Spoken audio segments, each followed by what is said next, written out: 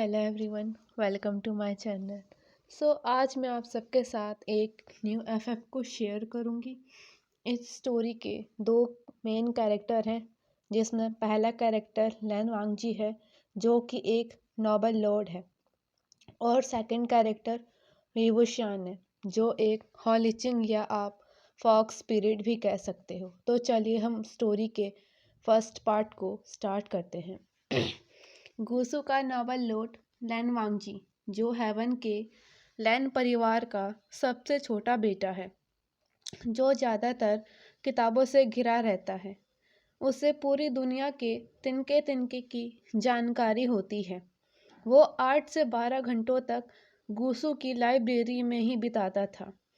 वो बस केवल खाना खाने के लिए और अपने डेली के काम करने और सोने के लिए ही बाहर आता था। उस लाइब्रेरी में कई चैम्बर्स थे।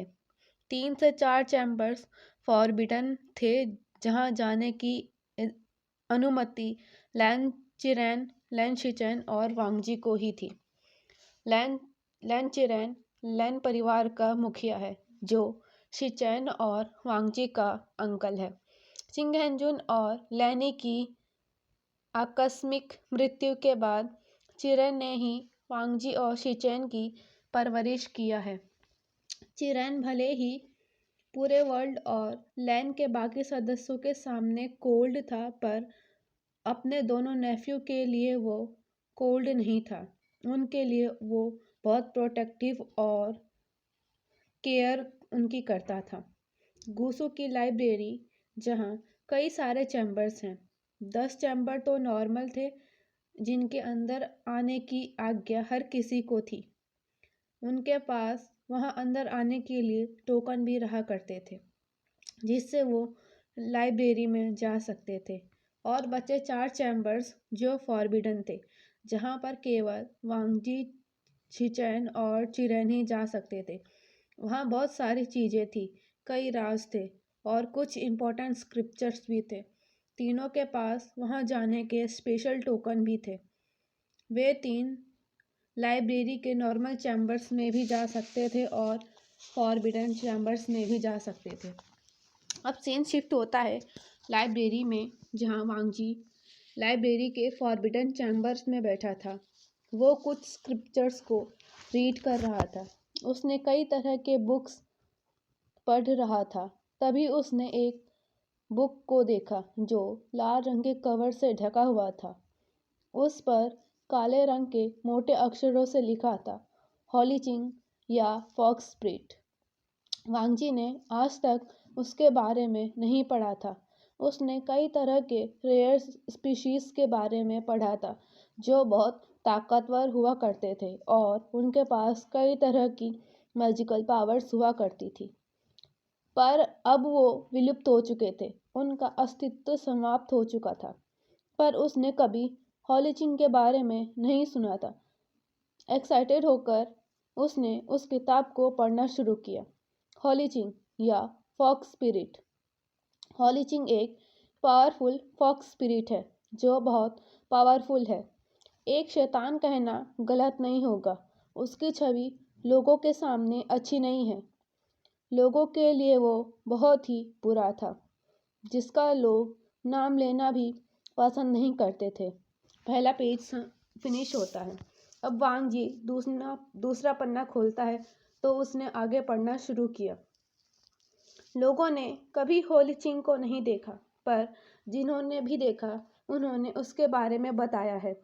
हॉलीचिंग एक बहुत सुंदर, आकर्षक नौजवान था, जो काले रंग के और लाल रंग के रोब्स पहनता था।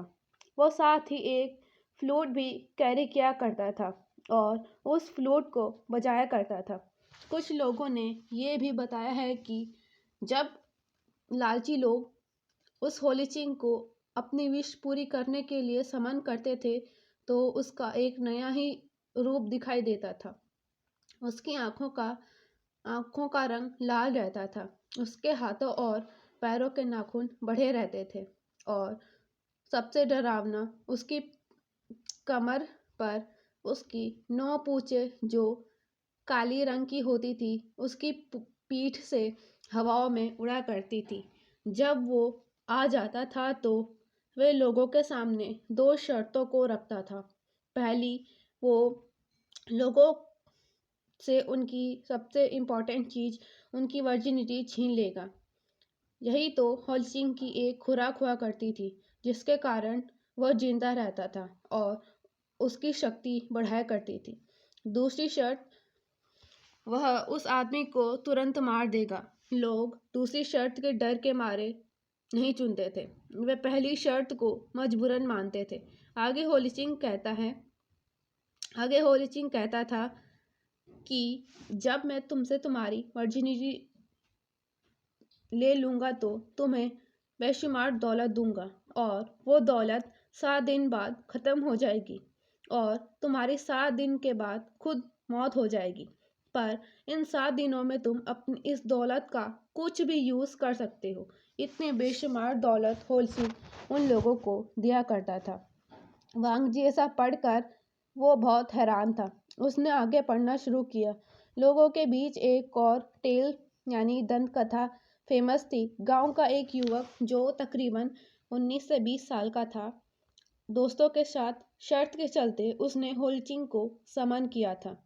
जब उसने उसे बुलाया था तो कई देर तक उसके घर के बाहर एक काला धुआं फैला रहा। उसके बाद वह धुआं उसके घर के अंदर आ गया और उसमें से एक साया सा उभरने लगा था। कुछ मिनट बाद वह साया बहुत डरावना हो गया था। वह साया उस साया की लाल आंखें थी, पूंछें काली जो हवा में उड़ रही थी। उसने लाल और काले रंग का एक लंबा सा चोगा पहना हुआ था और उसके हाथ और पैर के नाखून बड़े बड़े थे।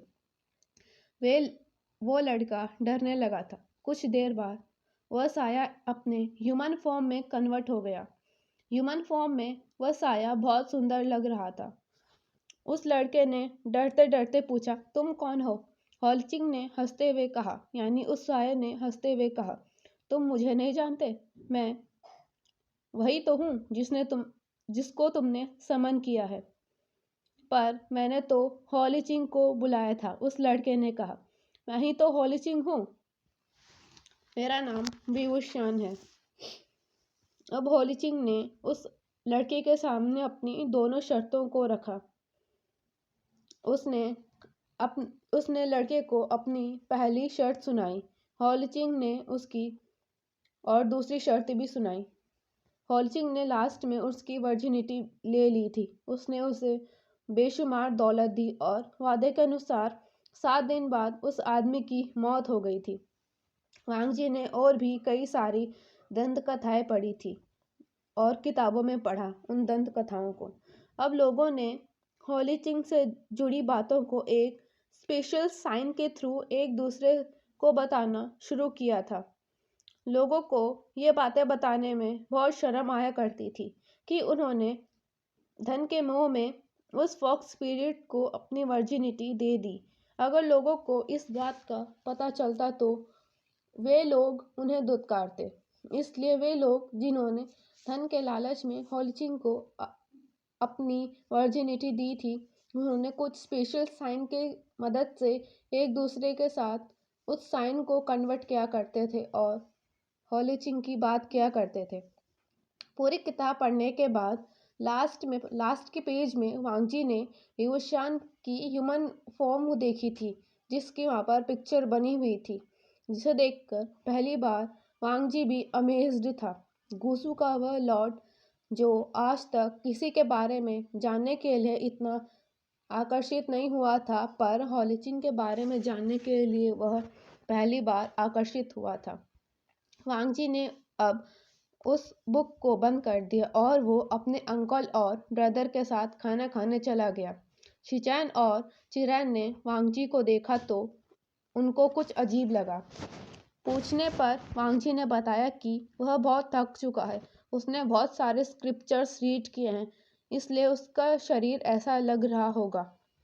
वांग जी ने फटाफट अपना फूड फिनिश किया और वो जिंगशी यानी अपने रूम में चला गया। उसने अपनी बॉडी में कुछ अजीब सा फील किया। उसे बार बार हॉलीचिंग का फेस ही याद आ रहा था। वांगजी परेशान होते हुए वो मेडिटेशन करने बैठ गया। उसने 3 से 4 घंटे तक मेडिटेशन किया, पर कोई फर्क नहीं पड़ा। तो वो झल्लाकर बेड पर गिर गया क्योंकि उसे बहुत हॉट फील हो रहा था। उसने चादर को अपने ऊपर डाला और आंखों को बंद कर ली और वो सो गया। वो सो भी नहीं पा रहा था। वो बार बार विवस्वान को ही इमेजिन कर रहा था। उसकी सिडक्टिव बॉडी उसे उसके आंखों के सामने बार बार आ रही थी। जिसका डर था वही हुआ। वांगजी ने अपना कंट्रोल खो दिया